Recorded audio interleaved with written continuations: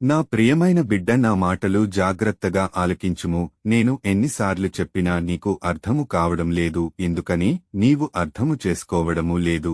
ఇప్పుడు జాగ్రత్తగా విను. నీ పొరుగు వానిని దూషిస్తావు, హేళన చేస్తావు, నిందిస్తావు, తిడతావు, కొడతావు, వేలు పెట్టి అలాంటి వాళ్ళు ఇలాంటి వాళ్ళు అని ఎదుటివానికి చెబుతావు, సాడీలు చెబుతావు. ఇక్కడ మాటలు అక్కడ మాటలు ఇక్కడ చెప్పి చిచ్చులు పెడతావు. రోజు ఇదే పని మీద ఉంటావు. నీకు మనశ్శాంతి ఉందా? నీకు నెమ్మది ఉందా? లేదు కదా. పాముకి కోరల్లో విషము ఉంటే నీకు శరీరము అంతా విషమే. విషపు మాటలు మాట్లాడుతావు, విషపు సూపు చూస్తావు, అసూయతో ఉంటావు, ద్వేషముతో ఉంటావు, కుట్రతో ఉంటావు, కుతంత్రాలతో ఉంటావు, స్వార్థముతో ఉంటావు, కోపంతో ఉంటావు, విసుక్కుంటూ ఉంటావు. ఎప్పుడు చూసినా ఎదుటివారి గురించి చులకనగా మాట్లాడతావు. ఇలా ఉంటే నీవు నా రాజ్యంలో ప్రవేశించవు తెలుసా? నీకు నేను చెప్పింది ఏమిటి? నీ పొరుగు వారిని ప్రేమించమని చెప్పాను కదా.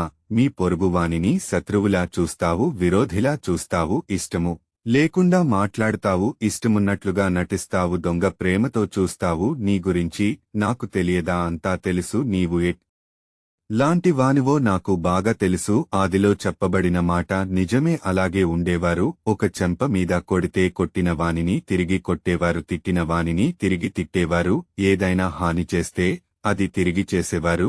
ఇప్పుడు కూడా అదే చేస్తున్నారు. అలాగ ఉంటే నా శిష్యులని ఎవరు మిమ్మల్ని పెలవరు, చులకనగా చూస్తారు, చెడుగా మాట్లాడుతారు. కాని ఇప్పుడు నేను చెప్పేది ఏమిటంటే అందరినీ ప్రేమించాలి, అందరూ బాగుండాలి, అందులో నేనుండాలి అనే భావముతో అందరూ కలిసిమెలిసి ఉంటేనే నా బిడ్డలని పిలవబడతారు.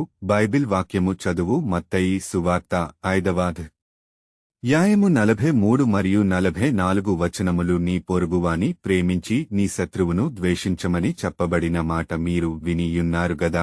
నేను మీతో చెప్పినది ఏమనగా, మీరు పరలోకమందున్న మీ తండ్రికి కుమారులే యుండునట్లు మీ శత్రువులను ప్రేమించుడి, మిమ్మల్ని హింసించువారు కొరకు ప్రార్థన చేయుడి. గమనించుము నా బిడ్డ, ఇప్పటికైనా ఈ లేఖనాలు ప్రకారముగా జీవిస్తే నేను ఈ భూలోకములో నిన్ను దీవిస్తాను, ఆశీర్వదిస్తాను. అప్పుడు నా రాజ్యములో ప్రవేశిస్తావు. ఆమెన్.